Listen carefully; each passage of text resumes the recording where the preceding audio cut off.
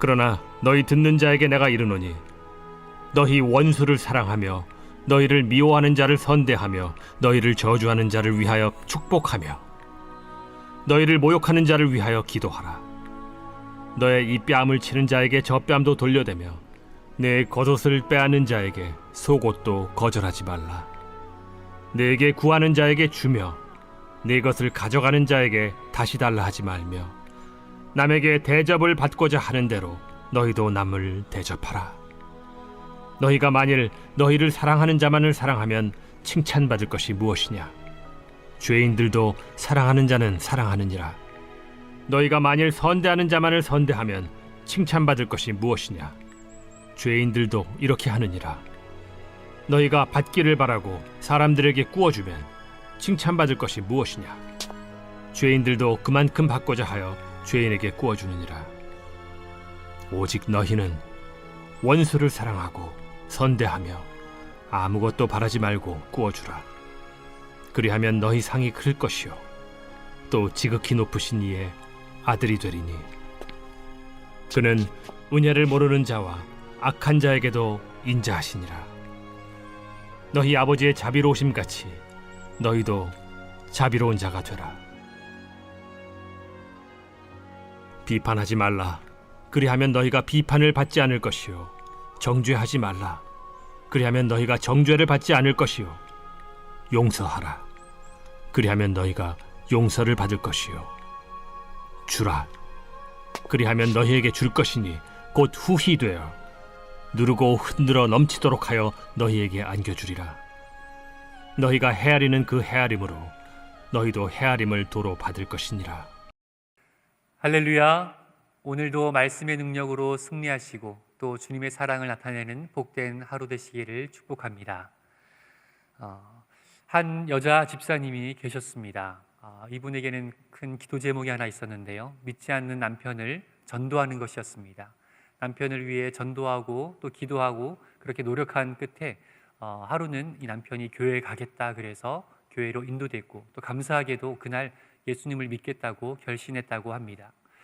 예수님을 믿고 또 믿음의 가정을 이룬 것이 참 감사했지만 또 그 후로 또 이 여자 집사님에게는 또 한 가지 큰 기도 제목이 있었습니다. 남편이 예수님을 믿긴 했지만 그의 삶이 가정을 돌보거나 아내에게 좀 따뜻하게 하거나 그러지 않는다는 것입니다. 아내에게 함부로 하고 그의 성품에는 변화가 일어나지 않았다라는 것이죠. 그래서 이 집사님이 또 그곳으로 기도하고 하던 중에 담임 목사님에게 좀 면담을 요청했습니다. 목사님에게 저희 남편을 한번 만나 주셔서 그런 부분을 좀 지도해 주시고 한번 말씀해 주시면 좋겠다라는 말씀을 드렸더니 담임 목사님께서 그 남편을 따로 불러서 만남을 가졌습니다. 그 만남이 있은 후 집에 돌아온 남편은 정말 다른 사람이 된 것처럼 가정을 돌보고 아내에게 함부로 하지 않고 아내의 일을 도와주고 정말 따뜻한 그런 남편으로 바뀌게 된 것입니다. 이 아내는 그 상황이 너무 감격스럽고 감사하고 그렇게 밤마다 참 기쁨의 눈물을 흘렸다고 하는데요. 그래서 담임 목사님에게 하루는 감사 인사를 하기 위해서 찾아갔다고 합니다. 그래서 남편의 변화된 모습과 그런 간증들을 얘기하면서 목사님께 이렇게 물었다고 합니다. 목사님, 저희 남편이 담임 목사님을 만나고 난 그날 이후부터 정말 다른 사람이 되어서 새로운 사람이 되었습니다. 정말 잘해주고 따뜻한 사람이 되었습니다. 저희 남편에게 어떤 말씀을 해주셨나요? 이렇게 물었더니 담임 목사님께서 그렇게 말씀하셨답니다. 저는 특별히 다른 얘기하지 않았습니다. 그냥 내 원수를 사랑하라 그런 말을 했습니다 라고 하셨다고 하더라고요. 우스갯소리로 좀 지어낸 것 같은 그런 느낌이 없잖아 있지만 어쨌든 원수를 사랑하라는 그런 말씀에 또 아름다운 열매를 그런 예화를 하나 보게 되는 것이 아닌가 생각합니다. 오늘 읽었던 본문을 한 문장으로 적어보라고 한다면 성경에 기록된 그 소수 제목처럼 원수를 사랑하라는 그 말이 가장 적절한 것 같습니다. 원수를 사랑하라. 이 말은 우리가 익히 들어온 말씀이지만 참 부담스럽고 또 쉽지 않은 말씀입니다.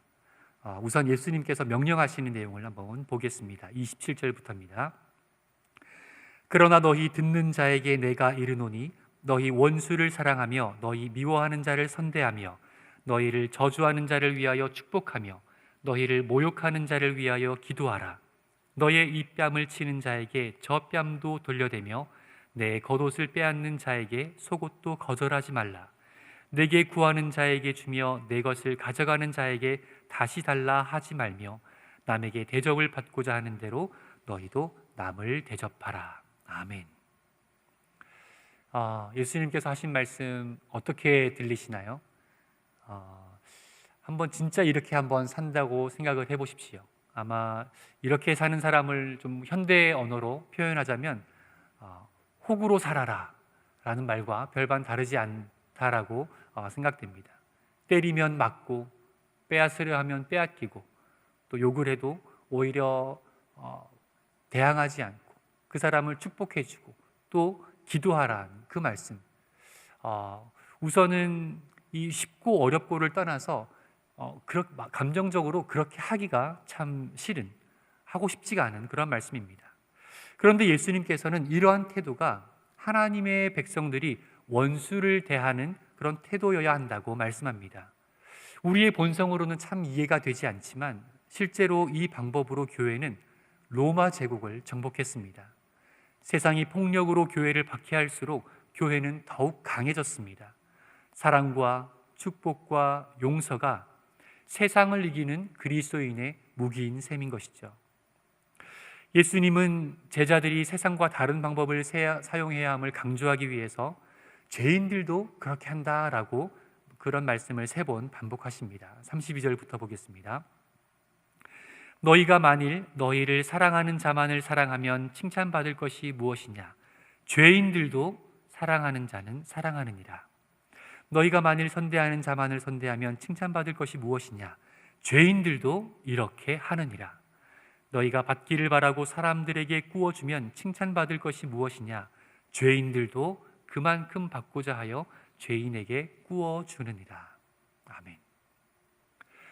하나님의 백성들은 영적 싸움에서 승리하기 위해 세상의 방법을 취해서는 안 됩니다. 우리가 세상의 방식을 사용한다면 영적으로 승리할 수 없을 것입니다. 우리 인간의 눈으로 보기에는 어떨지 모르겠습니다. 복수했다, 이겼다, 안갚음을 했다처럼 보일 수 있겠지만 영적으로 하나님의 심판대 앞에서 하나님의 기준으로 봤을 때 그 싸움은 패한 것이 되겠죠.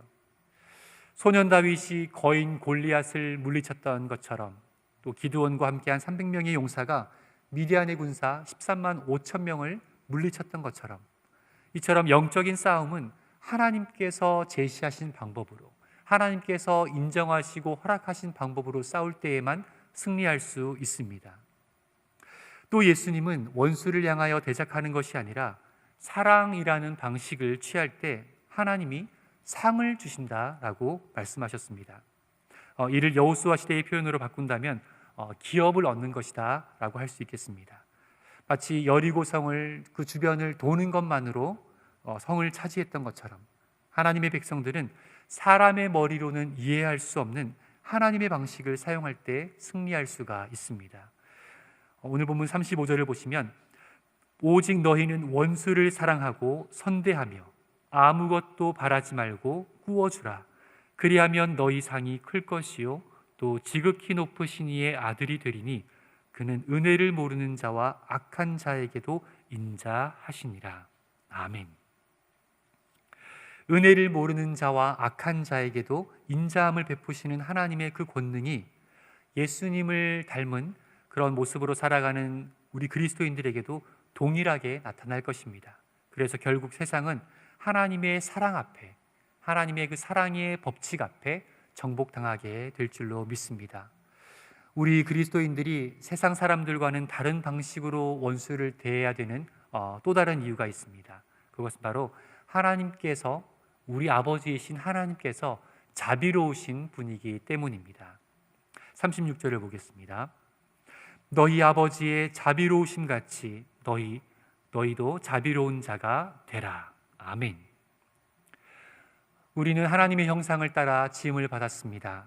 하지만 죄로 인해 하나님의 그 자비로우신 성품 우리가 잃어버렸습니다.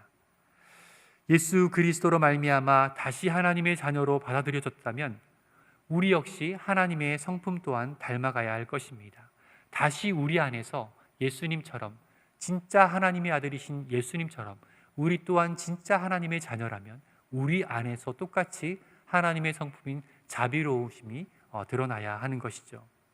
우리가 주여 주여 부르짖는다고 주님의 백성이 되는 것이 아니라 예수님을 나의 참 주인으로 삼고 그리고 그 주인의 질서와 법 아래 순복하는 것이 참된 구원에 이르는 길인 것처럼 우리가 하나님을 아버지라고 그냥 부른다고 아버지가 되는 것이 아니라 우리가 물과 성령으로 거듭난 새로운 모습, 그래서 자녀로 칭함받아서 자녀의 새로 변화된 하나님의 자녀다운 모습이 있을 때, 그 예수 그리스도의 성품이 드러날 때 우리가 참 하나님의 자녀, 그리고 하나님은 우리의 아버지가 되는 것입니다. 그리고 그 성품을 가진 성도는 이런 특징들이 있는데요, 비판하지 않고 정죄하지 않고 용서하고 나눠주는 사람입니다. 이어서 나오는 37절의 말씀입니다. 비판하지 말라, 그리하면 너희가 비판을 받지 않을 것이요 정죄하지 말라, 그리하면 너희가 정죄받지 않을 것이요 용서하라, 그리하면 너희가 용서를 받을 것이요 주라, 그리하면 너희에게 줄 것이니 곧 후히 되어 누르고 흔들어 넘치도록 하여 너희에게 안겨주리라. 너희가 헤아리는 그 헤아림으로 너희도 헤아림을 도로 받을 것이니라. 아멘. 사랑하는 상당교회 성도 여러분, 우리 성도님들은 어떠한 원칙과 기준으로 세상과 싸우고 계십니까? 여러분들의 원수와 여러분의 대적자와 어떤 관계를, 어떤 태도를 가지고 계십니까? 눈에는 눈, 이에는 이, 그리고 받은 대로 되갚아주고 계시지는 않으신지요?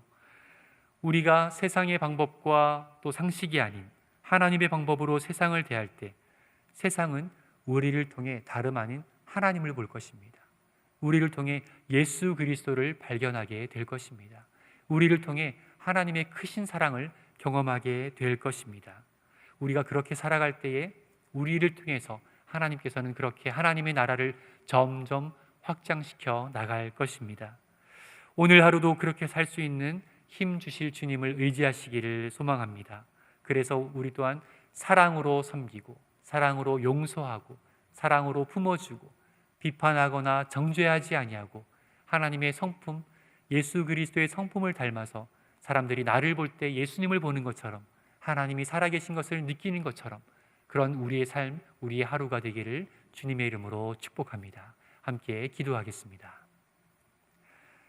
참 좋으신 하나님 아버지, 주님의 은혜와 사랑에 감사드립니다.